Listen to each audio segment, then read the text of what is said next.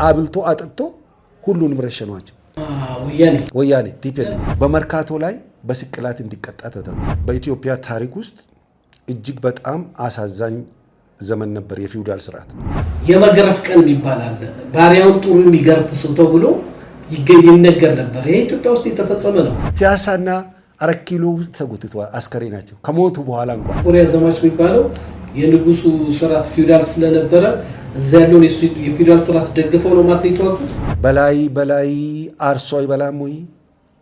በላይ ዘለቄ በገመድ ታነቀ። የበላይ እናቲ የቀንጂ በላቲ። ትምህርት ቤት ዘግታችሁ ተማሪዎችን በትኑ። ኦነግም እኮ እዚህ ድርሻ አባል ነው። ምድረ ባንዳ ልዩ ሸርና ተንኮል ጠምጥሞበት የኢህአፓና የደርግ ጸብ እስኪ የሶሻሊስቱን ፓርት ለመደምሰስ ነው የሄዱት። መንግስቱ ያንን ይዞ እንከተዋል እንደዚህ ደማቸው እናፈሳለን ብሎ ምርጫው ገለልተኛ አይደለም ብሎ ለመውጣት ዝግጅት እያደረጉ ነው። ህዝባዊ አመጽም ከምርጫው በፊት እየጠሩ ነው። አካሄዳቸው ያስታውቃል። ለመቀልበስ ነው ማለት ያው የአባቶቻቸውን ንብረት ለማስመለስ ነው ባጭሩ። አለቀ። 284 ሰዎችን የረሸነ ይሄ በእጃችን አለ ማስረጃው። እያንዳንዱ ዝርዝር በእጃችን አለ። በፋኖ አካባቢ የሚደረገው እንቅስቃሴ ምንም ለውጥ የለውም። የኢህአፓ እንቅስቃሴ ከጨቋኝ ከበዝባዦች ነጥቆ ለገበሬው ነው የሰጡት። ስቲል ነው የሚተሰሩበት እንጨት ሄጃ ይቻለው አፋቸው ላይ የሚገባ እንደ ከብት አፋቸው ላይ እንዲተደርጎ ኦሮሞ ሲባል ባሪያ እንደሆነ ነው የሚመለከተው። ምክንያቱም ተሽጦ የሚሄደው ኦሮምኛ ተናግሮ በዚያ በኩል ያልፋል። በፊውዳሉ ስርዓት ውስጥ ሰው እንደ ዕቃ ይሸጣል፣ ከመሬቱ ጋርም ይሸጣል። ጀግናው በላይ ዘለቄ ሲሰቀል እየተሳቀበትና እየተቀለደበት ነበር። ለነፍሰ ገዳይነት የተጠቀሙት እድሜው ከ13 እና 14 አካባቢ የሆነው ሰው ነው። ወጣት ነው፣ ህፃናት። አንዴ ካታለልከኝ አንተ ይፈሪበት፣ ሁለቴ ካታለልከኝ ግን እኔ ሊፈሪበት ይላሉ። እናት ሀገር ወይ ሞት ሁሉ ወደ ጦር ግንባር የሚለው መፈክር በስራ ላይ ዋለ።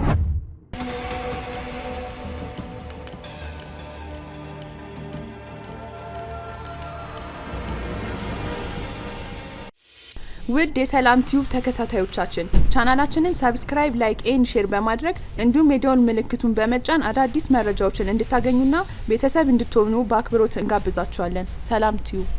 ሰላም ጤና ይስጥልኝ ውድ የሰላም ሚዲያ አድማጭ ተመልካቾቻችን፣ ሰላምና ፍቅርን ተመኘን። ሰላም ቲዩብ ነው። ሰላም ቲዩብ እንግዲህ ከረጅም ጊዜ ቆይታ በኋላ ወደ እናንተ ተመልሳ መጥታለች። እንግዲህ በሀገራዊ ጉዳይ ላይ ምታተኩሮች ሰላም ቲዩብ ነፃ ሀሳብ ይዛ ወደ እናንተ መጥታለች። ያው እንግዲህ ኢትዮጵያ ሀገራዊ ምርጫ ልታረግ ተፍተፍ እያለች ናት። እንግዲህ ፖለቲካ ፓርቲዎች በተለያየ በከተማው ከከተማው ውጭ ባሉ ቅስቀሳ እያደረጉ ነው። በመንግስት ሚዲያ በግል ሚዲያዎችም ሀሳባቸውን በነፃነት ለሚመርጣቸው ማህበረሰብ እየገለጡ ይገኛሉ። ይሁንና የኢትዮጵያ ፓርቲዎች ቅድመ ታሪካቸው ምን ይመስላል ብለን ያው ካሉት ፖለቲካ ፓርቲዎች አንዱ ኢህአፓ ነው። ኢህአፓ እንግዲህ በቅርቡ ህጋዊ እውቅና አግኝቶ ከተለያየ ፓርቲዎች ጋር ህብረት ፈጥሮ በመገናኛ ሚዲያዎች ኢህአፓ ወደፊት ከመጣ በኋላ ኢህአፓ ማን ነበር የሚሉ ጉዳዮች የተለያዩ በታሪኩ ያለፉ ብዙ መጽሐፍት የተጻፈለት ብዙ ኢትዮጵያ ወጣቶች ህይወታቸውን ያላግባብ የከፈሉለት ፓርቲ እንደነበረ እየዘከሩ ይገኛሉ። ኢህአፓ ማን ነው በሚለው ጉዳይ ላይ ለመወያየት ኑሯቸውን ሀገር አሜሪካ ያደረጉ ቀድሞ ግን በኢትዮጵያ ታሪክ ላይ ትልቅ አሻራ የሰሩ በኢትዮጵያም ሚሊተሪም ይሁን በመንግስት መስሪያ ቤት የራሳቸውን አሻራ ያሳለፉ አንድ አባት ተገኝተዋል። ከእሳቸው ጋር ኢህአፓና መንግስት ወይንም ደርግ ምን ይመስላል፣ ኢህአፓ አሁንስ ያለው ከድሮ በምን ይለያል በሚለው ላይ ውይይት እናደርጋለን። እሺ እንግዳችን ያው በደንብ ካላስተዋወቁ የኛ ቤተሰብ ኖት ራስዎትን በደንብ ያስተዋውቁናል። መልካም፣ ስለተደረገልኝ ግብዣ እጅግ በጣም አመሰግናለሁ። አብርሃም አብዲሳ እባላለሁ። የዛሬ 50 ዓመት በሶማሊያ ጦርነት ወቅት ወደ ሰራዊቱ ተቀላቅያለሁ።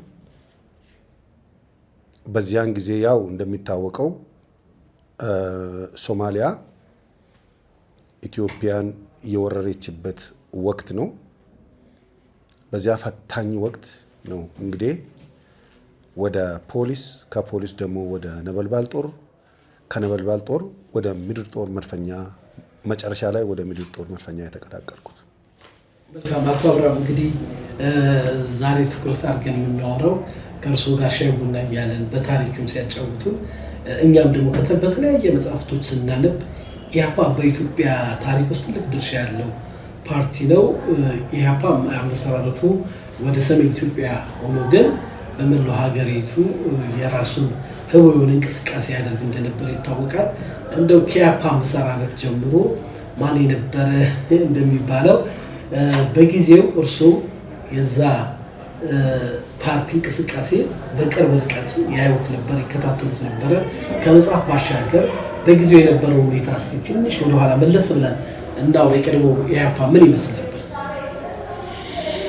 አሁን እንግዲህ እስቲ ስለ ኢህአፓ ከማንሳቴ በፊት በወቅቱ የነበረውን ሁኔታ ላንሳ። በወቅቱ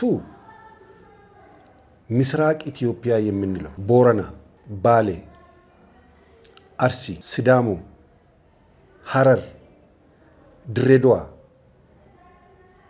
100% በሶማሊያ ቁጥጥር ስር የነበረበት ወቅት ነው።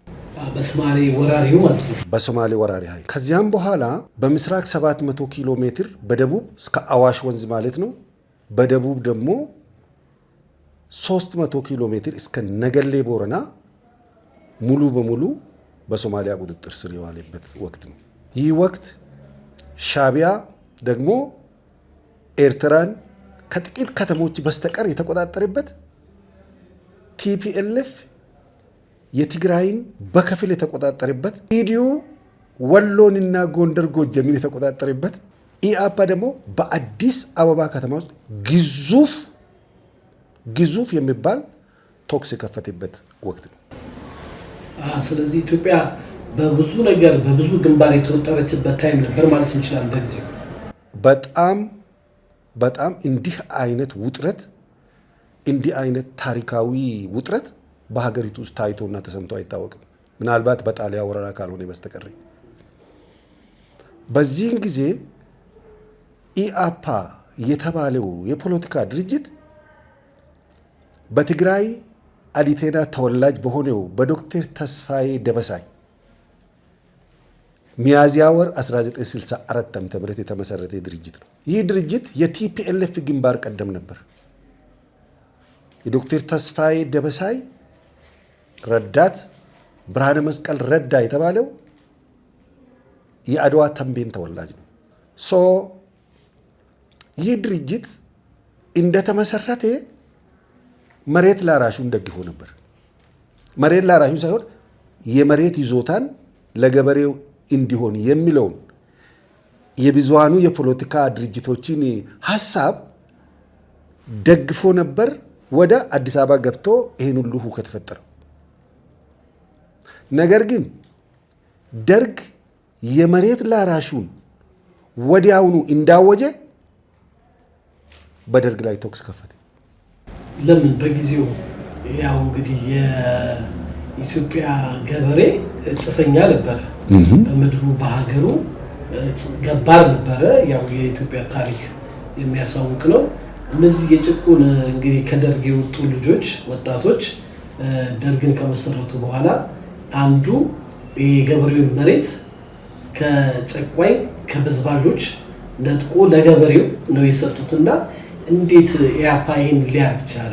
የህዝብ ልጅ አይደለም እሱ። ወንደርፉል። በወቅቱ ኢህአፓ በአዲስ አበባ ከተማ ውስጥ ድጋፍ አልነበረውም። መሬት ላራሹን ሲደግፍ ምንም ድጋፍ አልነበረውም። ደርግ መሬት ላራሹን ሲያውጅ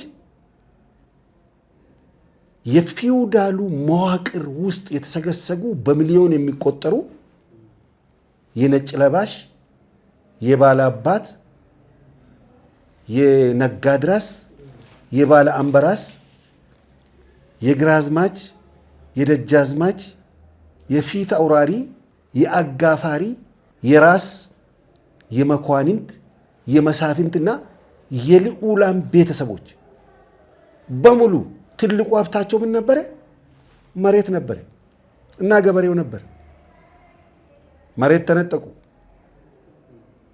እርቦ ቀረ፣ አስራት ቀረ፣ ሙክት ቀረ። የከተማ ቤትና ትርፍ ቤትና መሬት አዋጅም ወጥቶ የከተማ ቤትም እንዳለ ተወሰደባቸው። ምንም የገቢ ምንጭ የላቸውም። ባዶ እጃቸውን ነው የቀሩት ለማለት ይቻላል።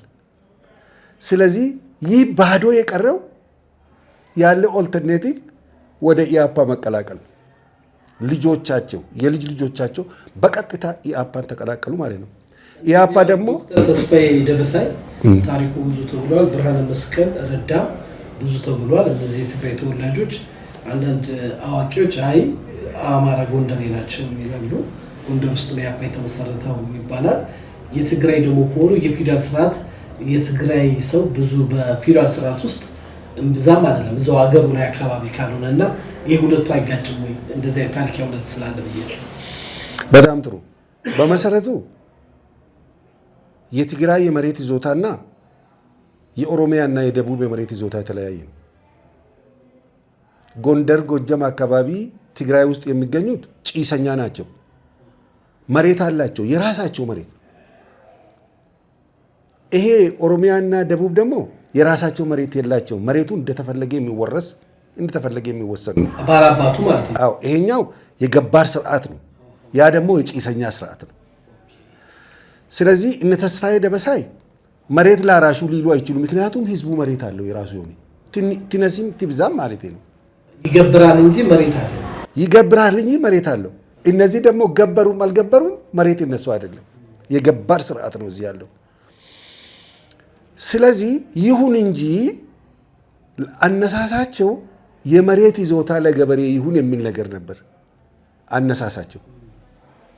ደርግ የመሬት ላራሹን በሚያውጅበት ጊዜ ኢሚዲየትሊ ደርግ ላይ ነው ተኩሱት። ኢያፓ ማለት ነው። ኢያፓና የደርግ ጸብ እስቲ እርሶ በዛ ውስጥ ስለነበሩ የአይዲዮሎጂ ነው ያመለካከት ነው ወይንስ የፖለቲካ አቋም ልዩነት ነው ያላቸው?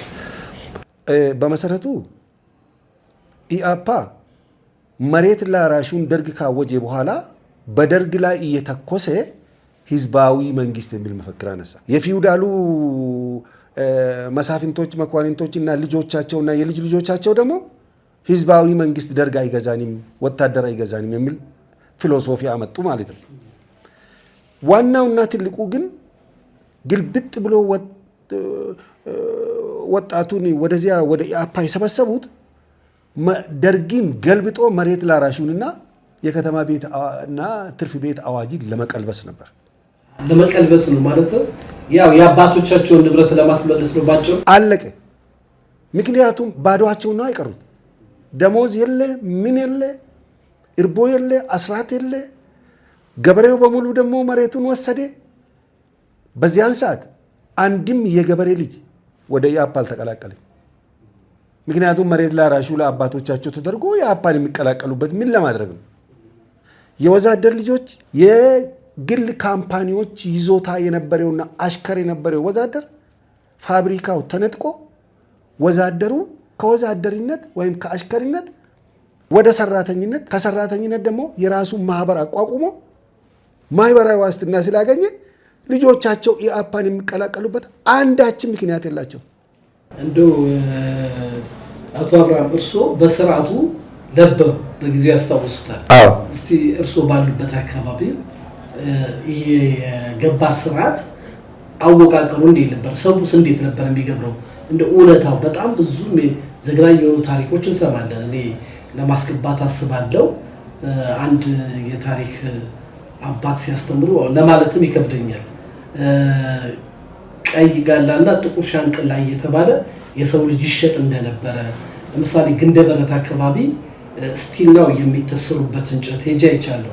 አፋቸው ላይ የሚገባ እንደ ከብት አፋቸው ላይ እንዲተደርጎ ይሄ ምንድነው እንደ እንስሳ ይሸጡበት የነበረ በጣም የሚያሳዝን ታሪክ ብዙ ሰምቻለሁ። ግንደበረት የሚባለው አካባቢና እስቲ ያለውን ሁኔታ ትንሽ ወደኋላ መጀመሪያ የገባ ይሄ ሰው ስርዓቱን በታሪክ በጽሁፍ ነው የምናውቀው። አንዳንዱ የአባቶቻችን ርስት የሚልም አሁን በታሪክ ስንሰማ የአርስት እንዴት ተገኘ እንዴት መጣ የሚለውን ነገር ሰዎች አያውቁም። የተሰራውን ግፍ አያውቁም። እና በቦታው ከነበሩ እርሶ ወይ አባቶት የነገሩትን ወይ ያዩትን ትንሽ ነገር ቢነግሩ። አዎ፣ የገባር ስርዓት ማለት በኢትዮጵያ ታሪክ ውስጥ እጅግ በጣም አሳዛኝ ዘመን ነበር። የፊውዳል ስርዓት የተመሰረተው በገበሬውና በመሬቱ ላይ ነው። የፊውዳል ስርዓት መኳንንቶችና መሳፍንቶች ገበሬውን እንደፈለጉ የሚያስሩበት፣ እንደፈለጉ ከመሬታቸው ላይ የሚያፈናቅሉበት፣ እንዲያውም ደግሞ ልጆቻቸው ያንን ያክልን ትምህርት ገፍተው እንዳይሄዱ የሚያደርጉበት፣ አፍኖ የሚይዙበት እጅግ በጣም አቆርቋሽ የሳይንስና ቴክኖሎጂን ዘመን በምንም አይነት መንገድ ወደ ሀገሪቱ እንዳይገባ የሚያደርጉበት ኢቭን የፊውዳሉ ስርዓት ከዚህ ኮሪያ ድረስ የዘመተው ሶሻሊዝምን ለማጥፋት ነው። የንጉሠ ነገሥቱ ሀገር ዘላለም እንዲኖር ነው። የኮሪያ ዘማች ተብሎ የሚጠራው ምን ለመስራት እንደዘመቱ እንኳን እናውቃለን። የኮሪያ ዘማች ሲባል ሰማለን እኛ። የኮሪያ ዘማች ማለት ወደ 15 ሚሊዮን የሚሆኑ የኖርዝ ኮሪያ ዜጎች በኢምፔሪያሊዝም ሲጨፈጨፉ እሱን ለመርዳት ነው የሄዱት ሳውዝ ኮሪያ። የኮሪያ ዘማች የሚባለው የንጉሱ ስርዓት ፊውዳል ስለነበረ እዛ ያለውን የፊውዳል ስርዓት ደግፈው ነው ማለት የተዋጉት። ሶሻሊዝም የሚባል እንዳይስፋፋ ንጉሠ ነገሥቱ ስልጣናቸውን እንዳያጡ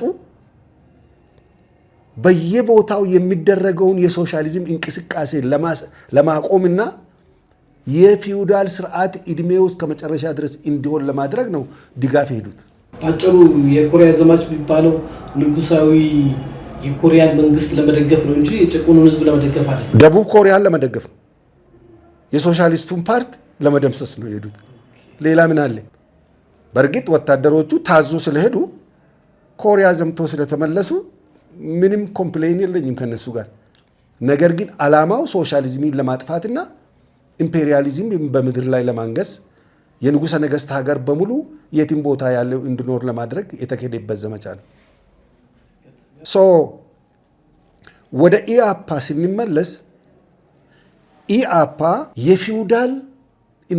የፊውዳል መኳንንቶች መሳፍንቶችና ሹማምንት ጥርቅም ነው።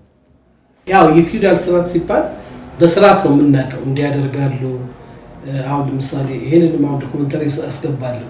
የመገረፍ ቀን ይባላል። ባሪያውን ጥሩ የሚገርፍ ሰው ተብሎ ይነገር ነበር። ይሄ ኢትዮጵያ ውስጥ የተፈጸመ ነው። ንስሐ ራሱ አይገባም። ሁሉ ጊዜ ተደፋፍኖ ነው የሚሄደው። አሁን ሀገራችን ያለችበት ሁኔታ ብቻም እግዚአብሔር የፍትህ አምላክ እስከማይመስል ድረስ የብዙ ሰዎች ደም ይፈሳል። ንስሐ ያልተገባባቸው ብዙ ኩነታዎች ተፈጽሟል። አንዱ የፊውዳል ስርዓት ነው። ብዙ ታሪኮችን ማንሳት እንችላለን። አባይ ከሚባሉት አሁን በመጽሐፍ ቅዱስ ታሪክ የምናውቃቸው ሰው ከወለጋ በባርነት ሄዱት ተይዘው በኤርትራ በኩል አድርገው ስዊድን ተሸጠው የገዟቸው ነጮች ደግሞ ወንጌል አስተምረው ከእንደገና በኤርትራ በኩል አባ ገመቺሳ ይሄ ታሪክ አይነገርም። ብዙ ጊዜ እኛ ሀገር የሚነገረው ሌላ ነው። የእኚህ ሰው ያው ታሪኩን ስናይ ባሪያ ነበሩ። ባሪያ ናቸው፣ ተሸጠው ነው የገዟቸው ነጮች ግን አዝነው መጽሐፍ ቅዱስ አስተምረው ወደ ሀገራቸው መልሰው ጓሽተው ማለት ነው። ብዙ ታሪኮች እናያለን። ብሪሌ የምትባል በጣም የሚገርም የጀርመን ሎል ያገባቸው ብዙ ታሪኮች አንብበናል። ይህ በመላው ኢትዮጵያ በደቡብ ኢትዮጵያም የተፈጸመ ነው፣ በሰሜን ኢትዮጵያም የተፈጸመ ነው። የፊውዳል ስርዓት ምንድን ነው የሚለው ሰውና ቃውስ ፊውዳል ስርዓት በኢያፓ ካባ ውስጥ ተደብቋል። ኢያፓ ደግሞ ምንድን ነው የሚለው አያይዘው በደንብ አድርገው ቢነግሩ። አዎ ይሄ በፊውዳሉ ስርዓት ሰው በ3 እና በ4 መንገድ እንደ ዕቃ ይሸጥ ነበር። ቅድም አሁን የጠቀስከው አባ ገመቺስ የተባለው ሰውና አስቴር ገኖ በቀጥታ ከኢሉባቡር ነው ተያዙ። ተይዘው በኤርትራ ተላልፎ በምጽዋ ደው ተሸጡት። በኤርትራ ውስጥ ድሮ ኦሮሞ ሲባል ባሪያ እንደሆነ ነው የሚመለከቱ። ምክንያቱም ተሽጦ የሚሄዱ ኦሮምኛ ተናግሮ በዚያ በኩል ያልፋሉ። እንደ ቀንበር በእንጨት ታስሮ ማለት ነው። አባ ገመቺስም እዛ ምጽዋ ላይ ተሸጠ። የገዛው ሰው ወደ ለንደን ክሮሺና መንደር ወስዷቸው ለ30 ዓመታት አስተምሮ መጽሐፍ ቅዱስን ከእንግሊዝኛ ወደ አማርኛና ወደ ኦሮምኛ ተርጉሞ ይዞ እንዲመጡ አድርገዋል። ከዚያም ወደ ደምቢዶሎ መጡ፣ ወደ ነጆ፣ ወደ ነቀምቴ፣ እዚያ 5 ኪሎ፣ ከዚያ እንጦጦ ቤቴል የሚባል ቤተክርስቲያን እዚያ ያለው በሙሉ የመሰረቱት የዚሁ የአባ ገመቺስ ተማሪዎች ነበሩ ማለት ነው። ትልቅ ታሪክ ያለው ነው። በፊውዳሉ ስርዓት ውስጥ ሰው እንደ ዕቃ ይሸጣል። ከመሬቱ ጋርም ይሸጣል።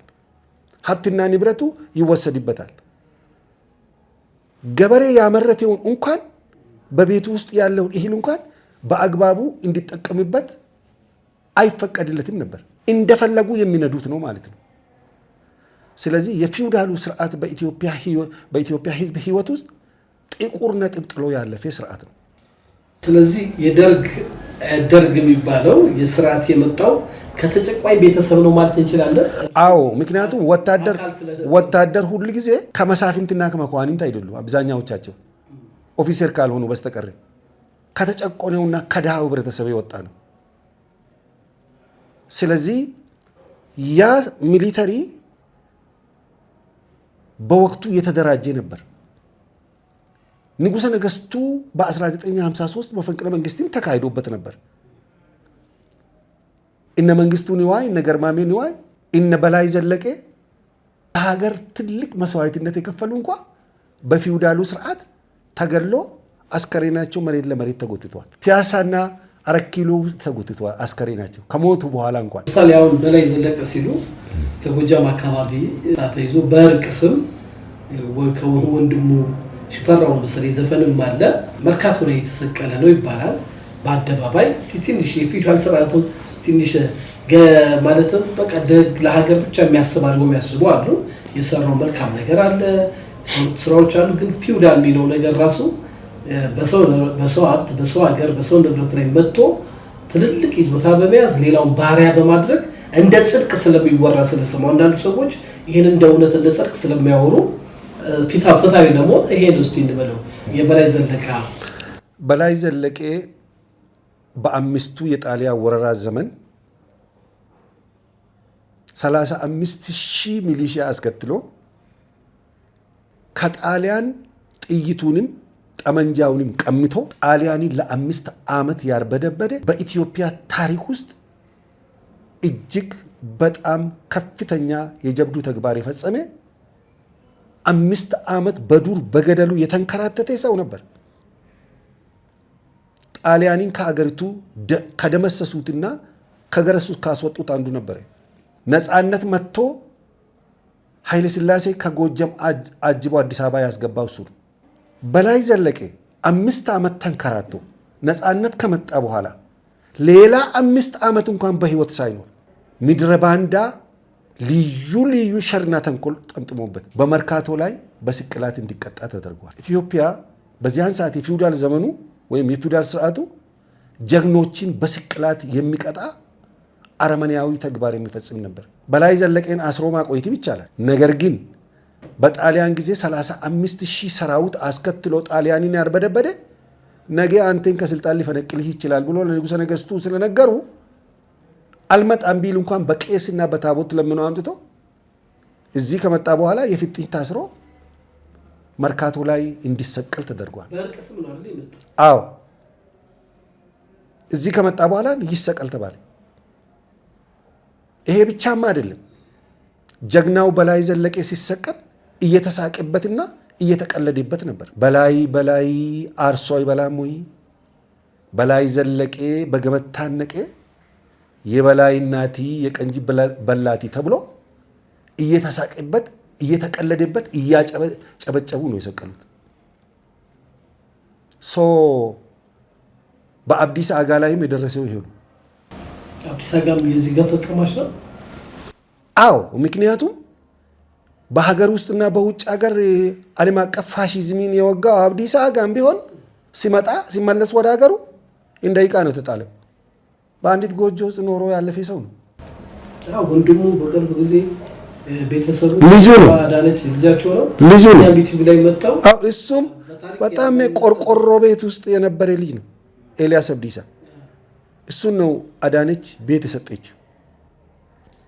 ስለዚህ ምን ሊፈልጌ ነው? ጀግኖች የሚከበሩበት ለሀገር ለወገን የሰሩ ሰዎች የሚከበሩበት ጊዜ አልነበር የሚፊውዳል ስርዓቱ።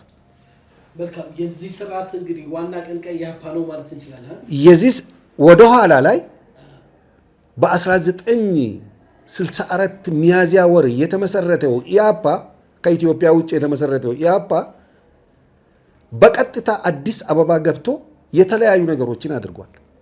ማዘጋጃን በቦምብ ለማጋየት ጥረት አድርጎ ቦምብ አፈንድተዋል ውስጡ እዚህ ማዘጋጃ የተለያየ ቦታ ላይም እንደዚህ ሲያደርጉ ነበር። በመጨረሻ ላይ ግን የመሬት ይዞታን ከደገፉ በኋላ ደርግ የመሬት ላራሹን ሲያውጅ ኢሚዲየትሊ የተኮሱበት። ማለትም ሀገሪቷን በደም አበላ ነው በጊዜው የተነገረችው። አሁን ሰው የሚባለው ቀይ ሽብር መንግስቱ ወጣቶችን ዝም ብሎ እየለቀመ የሚረሽን የሚገድል የደርግ ስርዓት ማለት ነው። የሚወራው የወጣቶች ደም በከንቱ እንደፈሰሰ ነው። ወጣቶቹ ግን እድሜያቸው ከ14 ዓመት የሆኑ ታዳጊዎችን በመመልመል እንግዲህ ታሪክ ሳነብር ያየሁት በመመልመል የትምህርት ቤት ዳይሬክተሮችን ሳይቀሩ በየከተማው የፖለቲካ ሰው ሳይሆኑ ትምህርት ቤት እንዲዘጋ ለምን ታስተምራላችሁ የሚል እንቅስቃሴም ነበረ። መብራት ይሰሩ ነበረ፣ በየአካባቢው ጽፉ ነበረና ያንን እንደ ጥሩ ደግሞ ሆነው ታሪክ እንግዲህ እንደፈለገ ነው ኢትዮጵያ ውስጥ የሚጻፈው፣ ሚዛናዊነት የለውም። እና እስቲ ትንሽ የኢህአፓ ከተማ ውስጥ ምን ይሰራ ነበረ እርሱ ሲያስታውሱ? በዚያን ሰዓት በመላው አዲስ አበባ ውስጥ ቶክስ ከፍቶ ነበር። እኔ የ15 የ16 ዓመት ልጅ ነበርኩ ይህንን ሲፈጽሙ። እኔ የምኖረው ገነት ሆቴል አካባቢ ፖፑላር የተባለው ቦታ ላይ ነበር። ከቤትም አንወጣም ኢያፓን ፍራቻ። መጨረሻ ላይ ኢያፓ አዲስ አበባ ከተማ ውስጥ ቶክስ ከፈተ። የኢያፓ መዋቅር ከደርግ ጀምሮ ነው። በደርግ ውስጥም የራሳቸው መዋቅር መሰረቱ። እነ ተፋሪ በንቴን እነ አለማየሁ ኃይሌን እና ሌሎች 6 ሰዎች በደርግ ውስጥ የኢያፓ አባላት ነበሩ እና የኢያፓ መሪዎች ነበሩ። ከዚያ ባሻገር ምን ያደረጉ? ለነፍሰ ገዳይነት የተጠቀሙት እድሜው ከ13 እና 14 አካባቢ የሆነውን ሰው ነው። ወጣት ነው፣ ህፃናትን። ለምን? ተስፋዬ ደበሳይ ዶክትሬት ዲግሪውን የወሰደው ከጣሊያን ነው። የጣሊያንን ማፊያ ተግባር እዚህ በስራ ላይ አውለዋል። 14 እና 13 ዓመት ህፃናት ለነፍሰ ገዳይነት እንዲሰማሩ ያደረገበት ዋናው ምክንያት በኢትዮጵያ ህግ ስለማይጠየቁ ነው። ቢገሉም አይጠየቁም፣ ምክንያቱም ህፃናቶች ናቸው ከሚል እሳቤ ነው። ትምህርት ቤት ዘግታችሁ ተማሪዎችን በትኑ ተብሎ ትዕዛዝ የተሰጣቸው ትምህርት ቤት ዳይሬክተሮች አንዘጋም ያሉትን በሙሉ ረሸኗቸው። ለምሳሌ የተፈሪ መኮንን ቴክኒክና ሙያ ትምህርት ቤት ዳይሬክተር ከነ ቤተሰቡ ነው የረሸኑት። ዶክተር ሰናይ ልኬ የወዝ ሊግ መሪ የነበረውን ኢያፓ ነው የረሸነው። ዶክተር መኮንን ጆቴ የሸዋ ክፍለ ሀገር ዋና አስተዳዳሪ የነበረ እዚህ ፍልውሃ ላይ ከነ ልጁ ነው የረሸኑት። ዶክተር ኃይሌ ፊዳ በዚሁ ኮዝ ነው የተገደለው። የትምህርት ቤት ዳይሬክተሮችን፣ የቀበሌ ተመራጮችን፣ የቀበሌ ዘበኞችን፣ የጦር ሰራዊት መኮንኖችን፣ የፖሊስ ሰራዊት መኮንኖችን አባላትን በያለበት ነው የረሸኑት። ታዲያ በጦርነት ኢህአፓ ከፍቶ ይሄን ያህል ግፍ ከፈጸመ ምን ይጠብቃል? ኢህአፓ ላይስ ተመጣጣኝ እርምጃ ያኛው እንግዲህ በታሪክ ብዙ ሲናገሩ ካየ በግፍ እንደጨፈጨፈ ወጣቶችን በአደባባይ እየወጣ እንደሚረሽን ከእናት ጉያ ወስዶ ገድሎ ጥይት እንደሚያስከፍል ታሪክ እንሰማለን። ይሄ እውነት አይደለ? አዎ፣ እንግዲህ ኢያፓ በአዲስ አበባ ከተማ ብቻ 284 ሰዎችን ነው የረሸነው። ይሄ በእጃችን አለ ማስረጃው። እያንዳንዱ ዝርዝር በእጃችን አለ። 284 የአዲስ አበባ ነዋሪዎችን፣ የፖሊስ ሰራዊት አባላትን፣ የጦር ሰራዊት አባላትን፣ የጦር ሰራዊት መኮንኖችን፣ የፖሊስ መኮንኖችን፣ የወዝ ሊግ መሪን፣ የመኢሶ መሪን በሙሉ የረሸኑት እነሱ ናቸው። ይሄ ርሸና የተካሄደ ደግሞ የተረሸኑ ሰዎች ጠመንጃ ያልያዙ ምንም ነገር ያላደረጉ በተገኙበት ነው የተረሸኑት። በዚህ አይነት ሁኔታ ነው ኢያፓ የአዲስ አበባ ከተማን መለስተኛ የጦር ግንባር ያደረገው። ሚሊሻው ወደ መጣበት እንዲመለስ ለሀገሩ እንዳይዋጋ ጦር ሰራዊቱ ግንባር ያለችው መጠነኛ ጦር ሰራዊት በድርድር ስለሚያልቅ እንዳይዋጋ በቀጥታ የኢአፓ መሪ የነበረው ተፈሪ ባንቴ ደስታ የሚባለው ሰው የደርጉ ሊቀመንበር በአብዮት አደባባይ ወጥቶ ውጊያው በድርድር ስለሚያልቅ ውጊያ አያስፈልግም ብሎ በአደባባይ አውጆ ነበር። ስለዚህ ተናቦ ነበር ሲሰሩት የነበረው ማለት ነው። ከሶማሌ መንግስት ጋር ሆነው ከሶማሌ መንግስት ብቻ አይደለም ኢአፓ እዚያም አለች እዚህም አለች። ከሶማሌ ጋር ሆኖ ወደዚህ እየተዋጉ ነው። ከዚህ ደግሞ መንግስትን ለመገልበጥ ከፍተኛ ርብርብ እያደረጉ ነው። ኦነግም እኮ እዚህ ድርሻ አባል ነው። ኦነግ ሶማሌ ውስጥ ሆኖ ደግሞ ኦነግ በአቦ ነው መሰለኝ አቦ ኦነግ ብሎ ሶማሌ አቦ እሱም ደግሞ የራሱ ግንባር ነበር። አዎ እዚህ ላይ አንድ መታሰብ የሚገባው ነገር ኦነግ ከኢትዮጵያ ሰራዊት ጋር ቀደም ብሎ ሲጋጭ ሲዋጋ እንደነበረ ይታወቃል። ሶማሌ ጎን ተሰልፎ ግን ኢትዮጵያን ለመውጋት በፍጹም ሐሳቡንም አልነበራቸው። ለምን ነፃ አወጣለሁ የሚለው ምስራቅ ኦሮሚያ ሙሉ በሙሉ በሶማሌ ቁጥጥር ስር ውሏል። እንዳውም የኦነግ መሪዎች ሞቃዲሾ ውስጥ ተገለዋል በጊዜው። በዚህ ምክንያት ነው ሸሽቶ ወደ ሱዳን የገቡት። ሱዳን ቤዛ አድርገው ሬዲዮ ጣቢያ ምናምን የከፈት እዚህ ኩን ሰገሌ ኦሮሞ አቦቲ ወይም የኦሮሞ አቦ ድምፅ ነው የሚለውን ትቶ ኩን ሰገሌ ብልሱማ ኦሮሞቲ የኦሮሞ ነፃነት ድምፅ ነው የሚለውን ሱዳን ውስጥ ከፍቶ ከዚያ ሸሽቶ ሄዶ ማለት ነው። በዚያን ጊዜ ኢአፓ ሚሊሻ ወደ መጣበት እንዲመለስ የሶማሌ ውጊያ በድርድር ስለሚያልቅ እንዳይዋጋ የኢአፓ መሪ የተባለው ተፈሪ ባንቴ ደስታ ወጥቶ በአብዮት አደባባይ ላይ ንግግር አድርጓል። በዚህም ህዝብ ተፈሪን ሰላማዊ ሰልፍ አድርጎበታል፣ ተቃውሟል ህዝቡ ማለት ነው። እንግዲህ ከዚህ በኋላ ሚሊሻን በማሰልጠን ላይ የሚገኘው መንግስቱ ኃይለማርያምን 7 ጊዜ መግደል ሙከራ አድርጓል። ኢአፓ በአንድ ጥይት እግሩ መጥቶ ደሙን እየዘራ ሚሊሻ ሲያሰለጥን ነበር። ስለዚህ ከኋላም እየተወጋ ከፊት ለፊትም እየተወጋ ስለነበረ መጀመሪያ ኢአፓ መደምሰስ አለበት የሚል ነው። ነጭ ሽብር በቀይ ሽብር የተባለው ለዚህ ነው። ነጭ ሽብርን በቀይ ሽብር ካልተመታ በስተቀር ዘመቻ ሰራዊቱ ሊዘምት አይችልም፣ ሚሊሻው ሊዘምት አይችልም። መንግስቱ ያንን ይዞ እንከተዋል እንደዚህ ደማቸውን እናፈሳለን ብሎ እንትን አደረገ። እሱን እኮ እንደ ከርስ እንደግፍ የሚያወሩ ሰዎች ቀይ ሽብር ይፋፋም የሚል መፈክር አመጡ። በ251 ቀበሌ ውስጥ ማጋለጥ ተደረገ። የማጋለጥ ስራ አውጫጭ ራሲን ማጋለጥ ወይም መጋለጥ። ራሱን ያጋለጠ ኢአፓ ከቤተሰቡ ጋር ወደ ቤቱ ይሄዳል።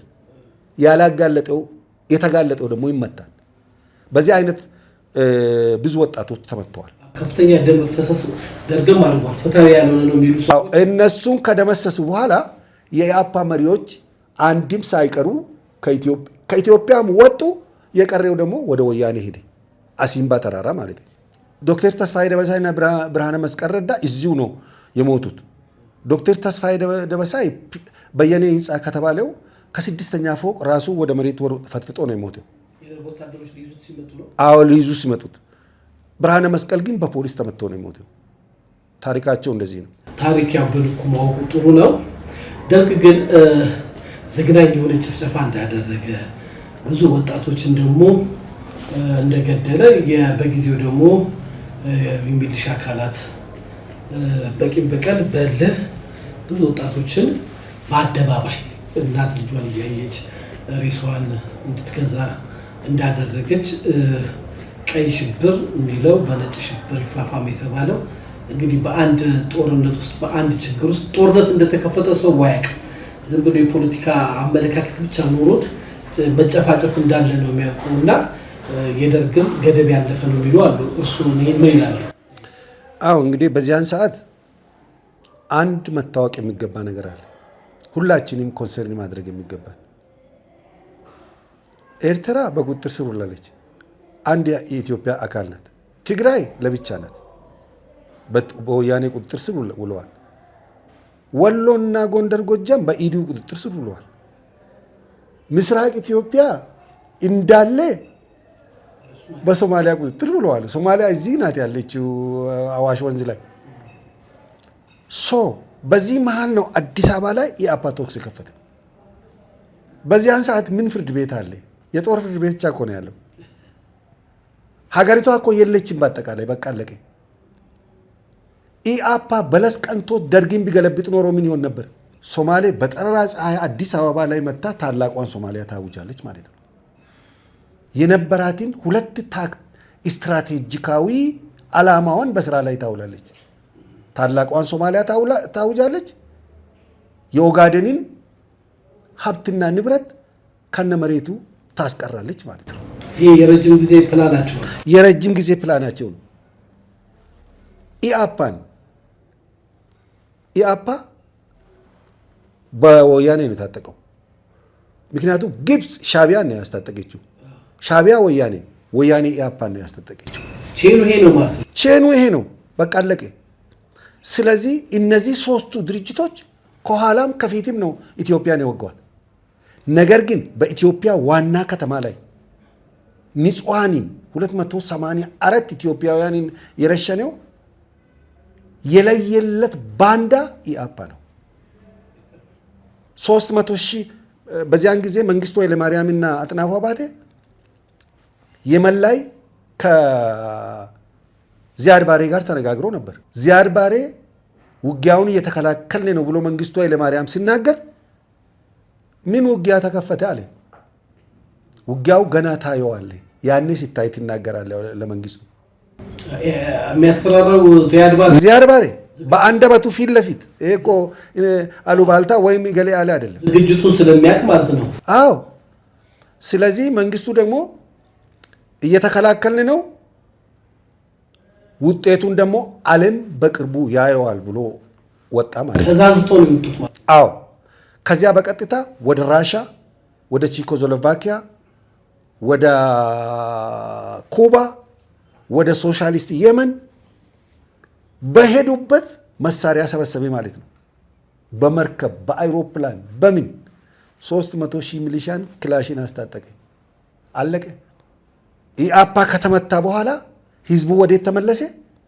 ስንቅ ማዘጋጀት፣ በሶ ማዘጋጀት፣ ድርቆሽ ማዘጋጀት፣ ታጠቅጦ ሰፈር ለሚገኝ ለዚያ ሁላ ሚሊሻ እንጀራ መጋገር፣ እናት ሀገር ወይም ሞት ሁሉ ወደ ጦር ግንባር የሚለው መፈክር በስራ ላይ ዋለ።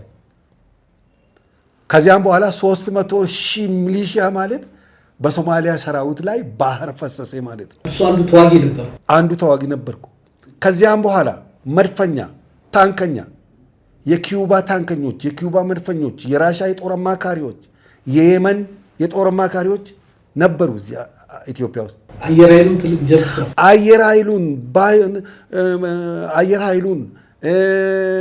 ባህር ኃይሉን እንደገና ደግሞ ሚሊሺያውን ስንቅና ትጥቅ ደግሞ ከኢትዮጵያ ህዝብ ሆኖ በእንደዚህ አይነት ዘመቻው ተካሄደ። የተቀነባበረ ዘመቻ ነበር። በአየርም በምድርም በታንክም በእግረኛ ማለት ነው። ሶማሌ በስንት ጊዜ ተመታ? እንደው እርሶ በጊዜው ነበር? አይ ቲንክ 6 ወር በማይሞላ ጊዜ ውስጥ ነው ተደምስሶ ጨርቃቸውንና ማቃቸውን ትቶ የሸሹት። የጦር መሳሪያቸውን ትቶ በሙሉ ሸሹ። ነፍሳቸውን ነው ያወጡት። እና አሊ በርኬ የመሳሰሉ 3 ታንክ ከነ ምድብተኛው ነው ያጋየው። ወደ ኋላ ያለ ሰው የለም። ህይወቱን ገብሯል ሁሉም ሰው በቃ። ከዚያ ምጥጥ አድርጎ ባሌን፣ አርሲን፣ ቦረናን፣ ሲዳሞን፣ ሐረሪን፣ ድሬዳዋን ከዚህ ሙጥጥ አድርጎ አስወጡ ማለት ነው። በ1970 ዓመተ ምህረት ሚያዚያ ወር ውጊያው ተጠናቀቀ። ወደ ምስራቅ ጦር ግንባር ተነስቶ ወደ ሰሜን ጦር ግንባር ተባለ። ወደዚያ ዘመት ወደ ሻቢያና ወደ ወያኔ ጦር። አዎ፣ እሱ ለብቻው የራሱ ሰፊ ታሪክ አለው። አዎ። እንደገና እዚህ እንዴት በዚያን ሰዓት ኢአፓ ላይ ኤክሰስ የሆነ እርምጃ ተወስደዋል የተባለው ነው። በመሰረቱ በዚያን ሰዓት ምን ፍርድ ቤት አለ? በዚያን ሰዓት እኮ የጦር ፍርድ ቤት ብቻ ነው ያለው። ሀገሪቷ እኮ ፈርሳለች ለማለት ይቻላል። በተለይ ደርግ ቢገለበጥ ኖሮ እንደተባለው ደርግ ቢገለበጥ ኖሮ ሶማሊያ በጠራራ ፀሐይ ያለ አንዳች ጦሩም ይፈርሳል ከግንባር በጠራራ ፀሐይ አዲስ አበባ ገብታ ታላቋን ሶማሊያ ታውጃለች። ዛሬ ምስራቅ ኦሮሚያ የምንለው የሰማይ ዳቦ ይሆን ነበር።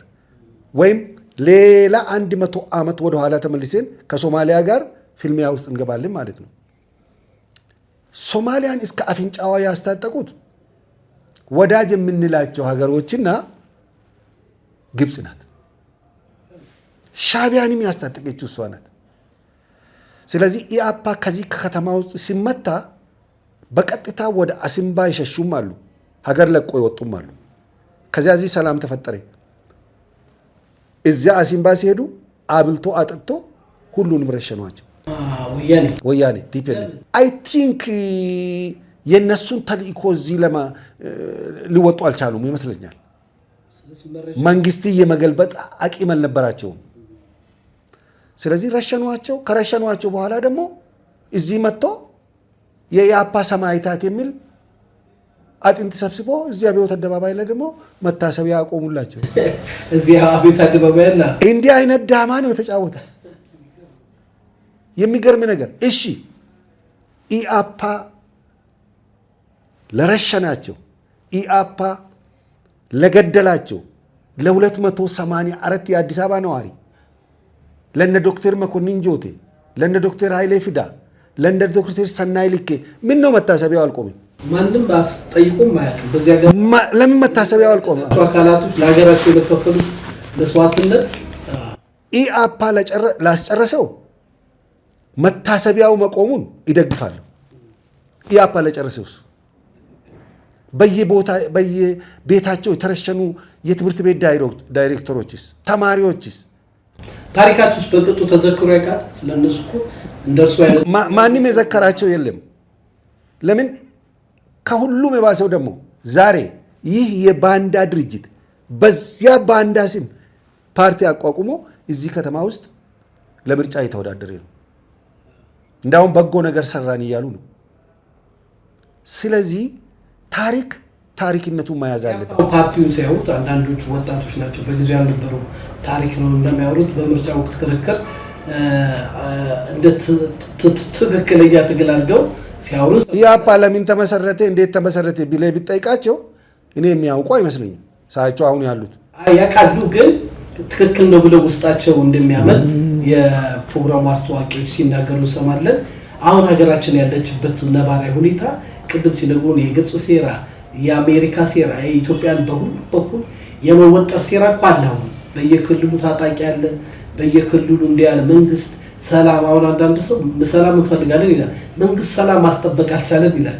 እዛ ግን ያለውን ደግሞ እንቅስቃሴ ይደግፋል በውስጡና ግራ ነው ይገባልና አሁንም ኢትዮጵያን ካዩ ወያኔ ከፌዴራል መንግስት የመገንጠል ወይንም ደግሞ ዲፋክቶ ስቴት የመገንባት አይነት እንቅስቃሴ እያደረገ ነው። ዶክተር ደብረጽዮንን መርጧል።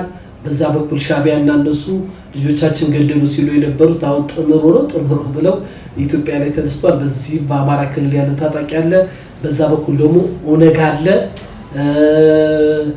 ኢቨን እንኳን የሶማሌ መንግስት የኢትዮጵያ ወታደር እየጠበቀው እያለ ደሙን ያፈሰሰውን የኢትዮጵያ ወታደር ወጥቶ የግብፅ ወታደር ይግባ ይላልና አሁን ይህንን ሴራ ሲያዩት እንዴት የተለተው ተራፈው? አዎ በመሰረቱ አሁን በዚህ ሰዓት በፋኖ አካባቢ የሚደረገው እንቅስቃሴ ምንም ለውጥ የለውም። የኢያፓ እንቅስቃሴ ኢያፓ በዚያን ዘመን ያደረገውን ነው እያደረጉ ያሉት። ወደ 4 ሚሊዮን የጎጀም ጎንደር አካባቢ ተማሪዎች ወደ ትምህርት ቤት አልሄዱ እንዳይማሩ አድርጓል። አስተማሪዎቹን በኢምብርክክ ገበያ መካከል እየሄዱ ረሽኗል። አስተማሪዎች ከእስክሪፕቶና ከጠመኔ በስተቀር ምንም ያልያዙ አስተማሪዎች ልክ ኢያፓ እዚህ ያደረገውን ነው በዚያን ዘመን። የመጨረሻ ኢያፓ በዚህች ሀገር ውስጥ ከተፈጠረው ባንዳ የመጀመሪያው ግንባር ቀደም ባንዳ ኢያፓ ነው።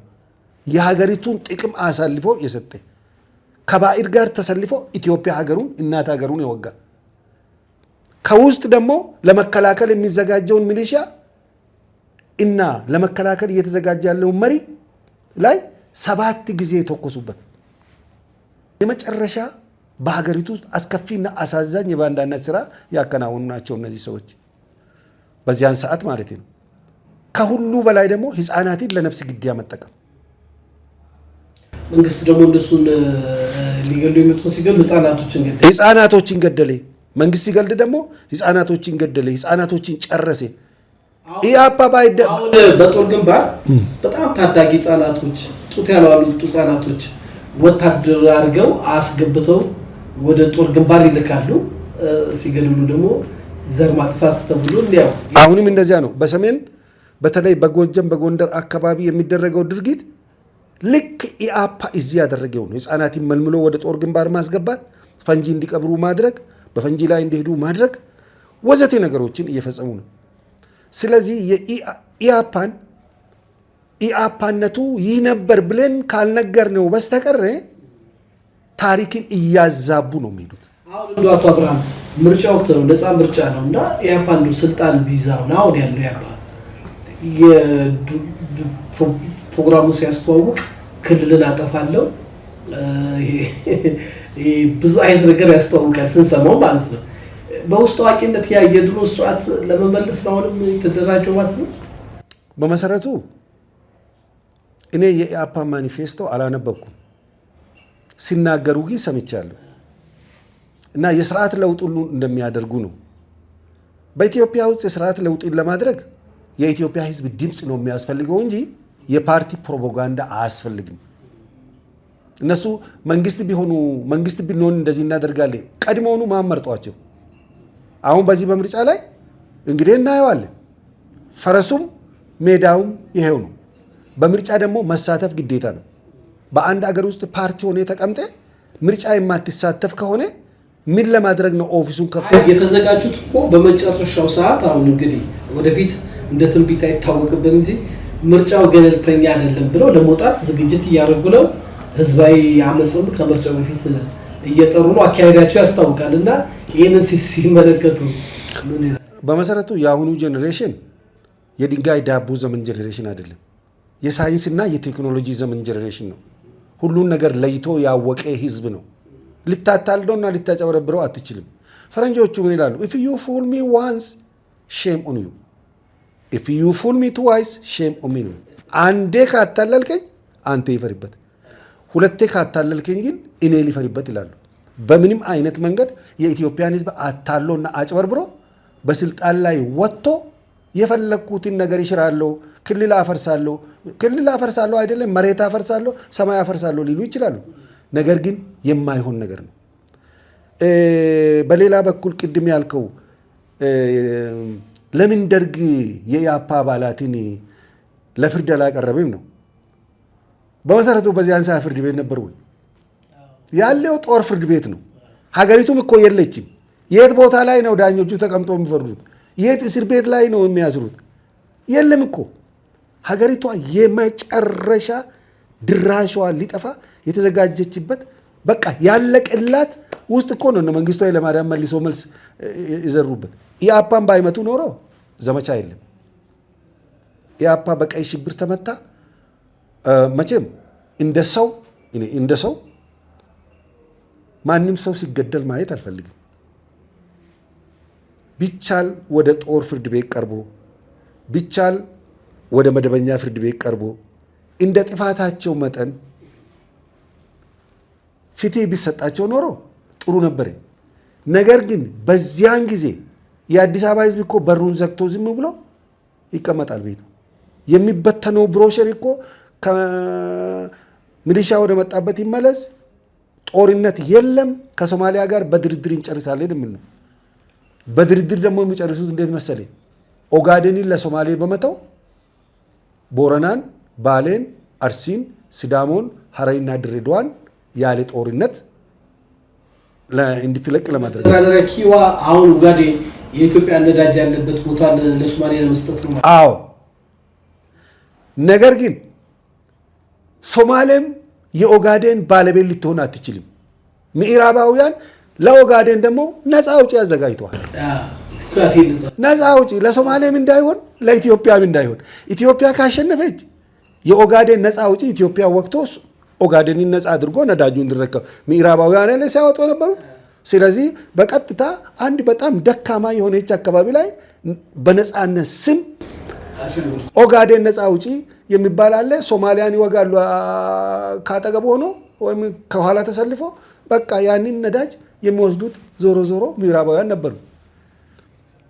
የኢትዮጵያ መንግስት በወያኔ ጊዜ ቻይናዎቹ ሲያወጡ አልነበረም? አብዛኞቹ መኖሪያቸውን አሜሪካ ወይ ኡጋንዳ ወይ የተለያየ ቦታ አድርገው ለሀገር አንድነት እንቆማለን የሚሉ የኢትዮጵያን መፈራረስ የኢትዮጵያን መጥፋት ግብጽ እጅ ድርጎ እየተቀበሉ በአማራ ስም በኦሮሞ ስም ተደራጅተው ሚዲያ ከፍተው እየጮሁ ያሉበት ሰዓት ነውና ይህንን ወቅት ሲያዩት እርሱ ምን ይላሉ? ይህ ብለን ብንጨርስ ይሄ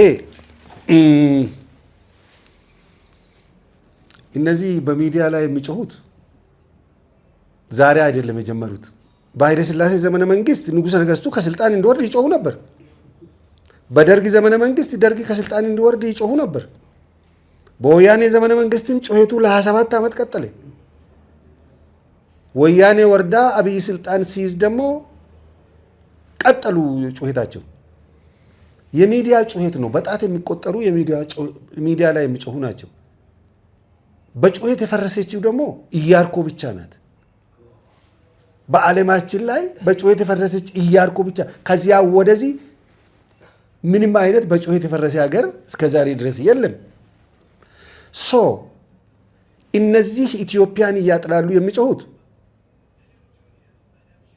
the next 4-5 years ይህ ነው የማይባል ውርደትና ቅሌት እንደሚከናነቡ አትጠራጠር። ከደቡብ አፍሪካ ውስጥ እኮ ኢትዮጵያውያን ከሀገራችን ውጡ፣ ሀገራችሁን አውድማችሁ ነው የመጣችሁ፣ ከሀገራችን ውጡ እየተባለ በየቤታቸው ከነልጆቻቸው ንብረታቸውን መኪኖቻቸውን እያቃጠሉ እየደበደቡ እየፈነከቱ እየረገጡ ውጡ እያሉ ነው። እስካሁን አልቆመም። it is time to go ብሎ ነው ግልብጥ ብሎ ወጥቶ ህዝብ ውጡልን፣ ናይጄሪያ አሁን ምንም ኮንጎውን አንፈልጋችሁም ውጡ ከሀገራችን እያሉ ነው። ከአሜሪካ ደግሞ ወይም ደግሞ ከአውሮፓ ነገ እንደዚህ ስላለ ይህ ይሆናል ብለን መገመት አንችልም፣ አይሆንም ብለን መገመት አንችልም። ምክንያቱም በሌላው ዓለም ደግሞ ምንድነው ያለው? አንድ የትግርኛ ተረት አለ። ክድ አይትበለው ከምዘከይድ ግን ግበሮ የሚሉት ሂድ አትበለው እንዲሄድ አድርገው የሚባል ነገር የማይከሰትበት ምክንያት የለም። ማንኛውም ኢትዮጵያዊ መንግስትን መቃወም ይችላል፣ መደገፍም ይችላል። አንዲት ኢትዮጵያ ሀገራችንን ግን አንደርማይን ማድረግ፣ ዲሚናይዝ ማድረግ፣ ማንቋሸሽ አይቻልም። ነገ ወደዚች ሀገር እንመጣለን፣ ወይም ጠቅለን እንመጣለን፣ ወይም ደግሞ ተጠቅለን እንመጣለን። ምክንያቱም እዚህ ሀገር ላይ ለመቃብር እኛ ክራይ አንከፍልም። በነፃ አስከሬናችን እዚህ ያልፋል። እነዚህ ሰዎች የፈለጉትን መንግስት መቃወምና መደገፍ መብታቸው ነው። ነገር ግን አንዲት ሀገራቸውን ዲሚናይዝ ማድረግ፣ ጥላሸት መቀባት ግን ከዕለታት አንድ ቀን ለውርደት ያጋልጣቸዋል። እጅግ አድርገን እናመሰግናለን። ሰላም ቲዩብ የዛሬ ቆይታችን ይህን መሰለ። እንግዲህ እንደዚህ አይነት ያልተሰማ ያልተዳሰሰ ብዙ ያልተዘመረለትን ታሪክ ወደ እናንተ አደረሰ። ከጋሽ አብርሃም ጋር እንቀጥላለን። በሚቀጥለው ፕሮግራማችን የዓለምን ኢኮኖሚ እየናጠ ያለው የአሜሪካና የኢራን ጦርነት ውስጥ ሚስጥሩ ምንድን ነው? ያልተሰማ ያልተዳሰሰ ጉዳዮችን ይዘን እንመጣለን። እንድጠብቁ ማስታወቂያ እየተናገረ ነው። በመቀጠል ደግሞ የኢትዮጵያ በመንግስቱ ኃይለማርያም ጊዜ የተደረገው መፈንቅለ መንግስት ውስጥ ሚስጥሩን ያልተሰሙ አዳዲስ መረጃዎች ይዘን ቀርባለን። በተጨማሪም ብዙ ያልተነገሩ ታሪኮችን ወደ እናንተ እናደርሳለን። ጋሽ አብርሃም እንግዲህ ከኛ ጋር ይቀጥላሉ። የዛሬው ፕሮግራማችን ይመስላል። የፕሮግራማችን ሰብስክራይብ፣ ላይክ፣ ሼር፣ ኮመንት አድርጉ። ይህ እንግዲህ ያልተነገረ ብዙ ያልተዘመረለት ታሪኮች የሚቀርቡ ናቸው። በዚህ ጉዳይ ላይ በሀገራችን ላይ ብዙ ያልተነገሩ ምስጢሮችን ያልተነገሩ እውነታዎችን አለን የምትሉ በዚህ አድራሻ ላይ ከየብሔሩ ከየቋንቋው ከየቤተ እምነቱ ከየታሪክ አዋቂዎች ይዛችሁ እንዲቀርቡ እድል እንሰጣለን። የተነገረው ብዙ ተነግሮለታል። ያልተነገሩትን ግን ይዘን ወደ አደባባይ እንመጣለን። ተሰምቶ የማይታወቁ ታሪኮችን ወደ እናንተ እናቀርባለን። ይህ ሰላም ቲዩብ ነው። ሰላም ቲዩብ ምርጫችሁ ከሆነ እንደዚህ አይነት ነገር ትሰማላችሁ። ተሾመ ሽፈራው ነኝ። ሻሎም። ሰላም የዩቲዩብ ቻናል ይህ ቻናል የእርሶ የኛ የኔ ያንተ የሁላችን አማራጭ ማህበራዊ የመረጃ ምንጫችን ነው። ህብረ ብሔራዊነታችን ውበታችን፣ ጌጣችን፣ የማንነት ልዩነታችን ጸጋችን መሆኑን በሰላም የዩቲዩብ ቻናል ይደምቃል። በመሆኑም ይህ ሴታችን አንድነታችንን የሚያጠናክር አብሮነታችንን የሚያበረታታ መተሳሰብን የሚያጎለብት ጠቃሚ የመረጃ ምንጫችን ሆኖ ቀርቦልናል። እነሆ በቅርቡ በስራው ስፍራ፣ በመዝናኛ ቦታው፣ በቤቶ፣ በመኪናው አሊያም ባሉበት የእርሶን ፍቃድ ብቻ በመጠየቅ ብቅ ይልሎታል። በዚህ ተመራጭ ቻናል ሚዛናዊ ዜና፣ ሀገራዊ ታሪክ፣ ባህልና ወግ። በዚህ መካከል አብዱል የሚባል ግብፃዊ እስላም የሐሰት ደብዳቤ ይዞ ወደ ኢትዮጵያ መጥቶ አባ ቄርሎስ ነው። ይሄን እኛ ራሳችን ሄደን አባት ስጭ ስንላት ግብፅ ወይ ነው ያለችው። የኢትዮጵያ ሰዎች ከአዋቂዎቻቸው ወገን በራሳቸውን ፈቃድ ሊቀ ጳጳሳትን ለራሳቸው አይሾሙ እና ግብጾችን ነፃ የምታወጣቸው እንደውም ኢትዮጵያ ናት። እምነትና አመለካከቶችን በማቅረብ ተወዳጅና ተመራጭ ለመሆን በቂ ዝግጅቶችን እያጠናቀቅን የድግሳችን የክብር ተካፋይ ልናደርገው ተፍ እያልን ነው።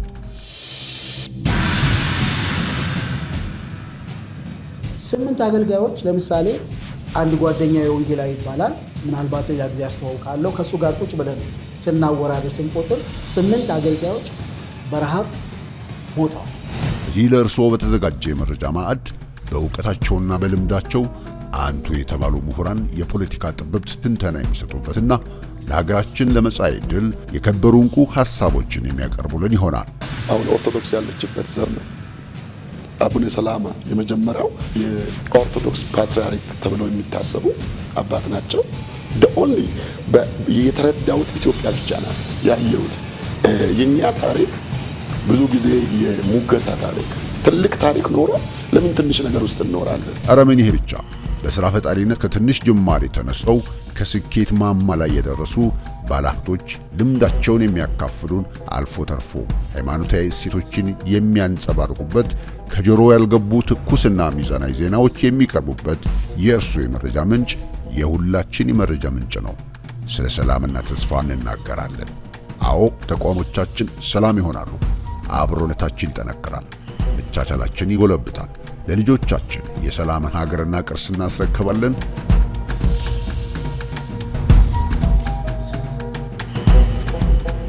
እዚህንና ሌሎች እጅግ ጠቃሚና ትምህርት ሰጪ የሆኑ ዝግጅቶቻችን በትኩሱ እንዲደርሰው ሰብስክራይብ በማድረግ የደወል ምልክቷን መጫን አይርሱ። እንደዚሁም ይህ መረጃ ለሌሎች እንዲደርስ ላይክ እና ሼር በማድረግ የቻናላችን ተባባሪ ይሁኑ። እናመሰግናለን። ሰላም የዩቲዩብ ቻናል፣ ሰላም ለእናንተ ይሁን።